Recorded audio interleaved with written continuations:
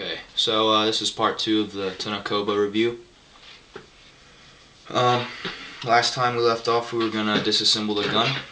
As I showed you before, it has the pull down switch. When that happens, the trigger is disabled. A little bit on the safety. The safety is just a basic little button. It's on fire mode right now. And when you push it in, it's on safety. But even on fire mode, if the disassembly latch is pulled down, it is disabled for safety reasons. Now, to disassemble the gun, you pull down the tab, you rack the slide, you pull the slide up, and then you slide it off. Here's the slide, the recoil spring, and the bottom receiver part. As you can see, the barrel is still on there, and the inner barrel is different from that of gas blowbacks. It is an entwined barrel with threads like a rifle barrel, and it creates better accuracy on the BB. Now,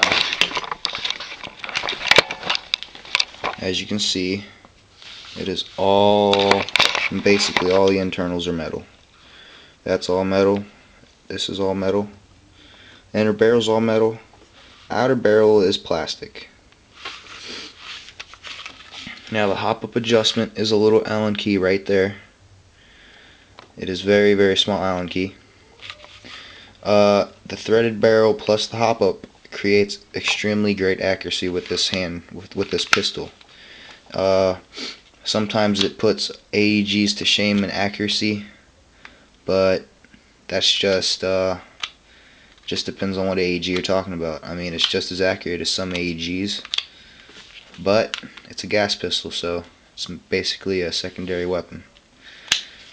You could use it. I think you could use this for a primary and a CQB, just because of the 3-round burst capability and nice power of it, and a little stock adds a little bit of a support for that type of environment. I'm gonna get a close up on the mag release. It's all metal. It's basically just a little piece of metal that catches it and push down. Mag comes out. Now, like I told you before, gas system is different. Little prong in there, a little hole, and all this stuff in here. The piston of the slide is plastic, but the housing of it is all metal, which is really nice. Gives you that extra support. Now, to reassemble the gun, it's basically just how you took it apart. You're going to take the spring, the recoil spring, put it back on the outer barrel, make sure the tab is down, take your slide, put it over top, pull it down,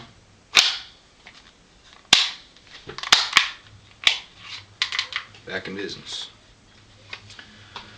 Now the magazine is a 27 round double stack full metal magazine, and to help you load bullets into this gun, you get a little little piece of metal, kind of like a dial rod, with a kind of a grenade pin pull on the top. Basically all you do is you push that little thing down with it, and you basically it just pushes the whole thing down. You just put BBs in, makes it simple for you. It's 27 rounds, like I told you. I use green gas or mixtures of others. Basically the valve is really nice, really easy to get to. No leaking though so far. Just a nice little vertical feed here. And the kick and blowback of this gun is very nice, realistic. For a ABS plastic gun, it has a very nice strong kick for it.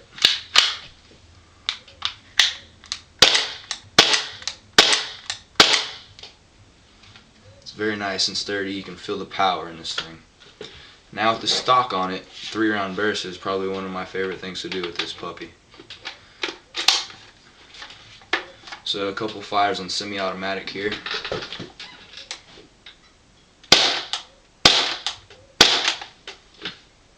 And of course my favorite 3-round burst.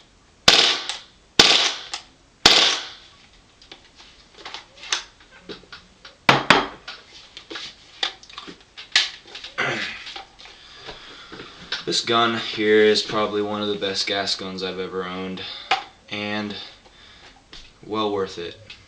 I mean, it's a very expensive gun. I actually got this used, which is I got it for really cheap actually, $75.